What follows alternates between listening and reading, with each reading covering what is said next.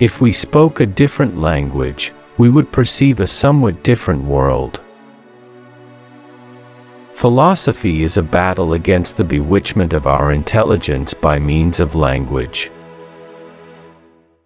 Uttering a word is like striking a note on the keyboard of the imagination. The limits of my language means the limits of my world. Language is a part of our organism and no less complicated than it. Philosophical problems arise when language goes on holiday. Language disguises thought. You learned the concept pain when you learned language. Where our language suggests a body and there is none, there, we should like to say, is a spirit. If a lion could talk, we could not understand him. And to imagine a language means to imagine a form of life. One of the most misleading representational techniques in our language is the use of the word I. Elementary propositions consist of names. All propositions are of equal value. A propositional sign, applied and thought out, is a thought. A thought is a proposition with a sense. An entire mythology is stored within our language.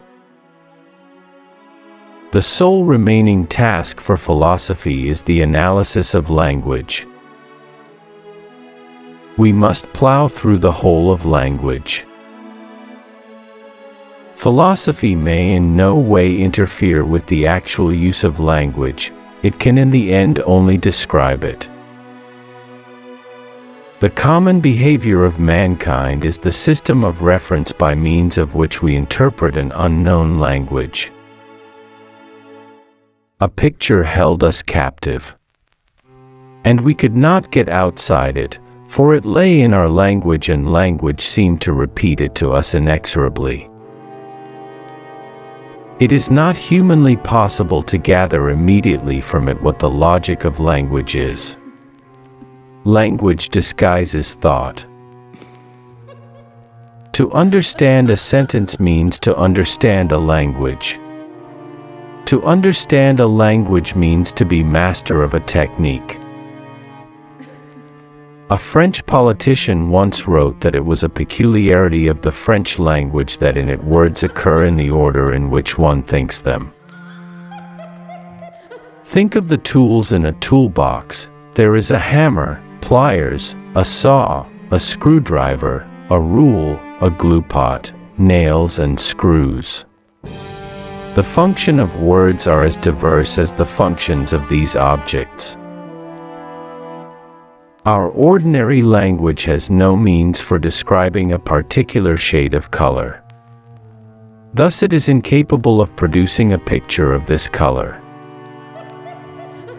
The two timeless drivers that underpin the behavior of every generation, the need to belong and the need to be significant. The limits of my language mean the limits of my world. For a large class of cases, though not for all, in which we employ the word meaning, it can be explained thus: the meaning of a word is its use in the language. Like everything metaphysical, the harmony between thought and reality is to be found in the grammar of the language. Language disguises the thought, so that from the external form of the clothes one cannot infer the form of the thought they clothe, because the external form of the clothes is constructed with quite another object than to let the form of the body be recognized. All philosophy is a critique of language, though not in Mothner's sense. It was Russell who performed the service of showing that the apparent logical form of a proposition need not be its real one. For remember that in general we don't use language according to strict rules. It hasn't been taught to us by means of strict rules, either. We, in our discussions, on the other hand, constantly compare language with a calculus proceeding to exact rules.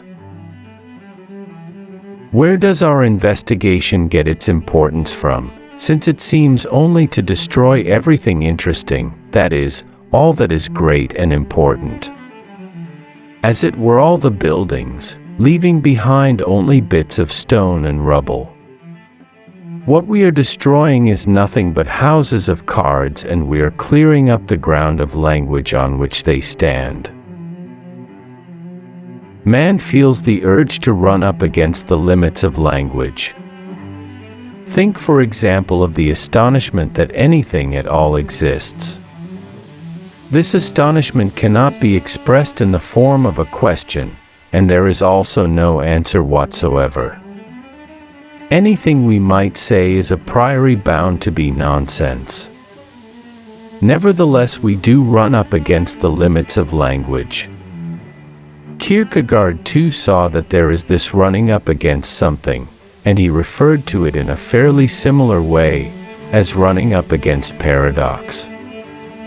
This running up against the limits of language is ethics.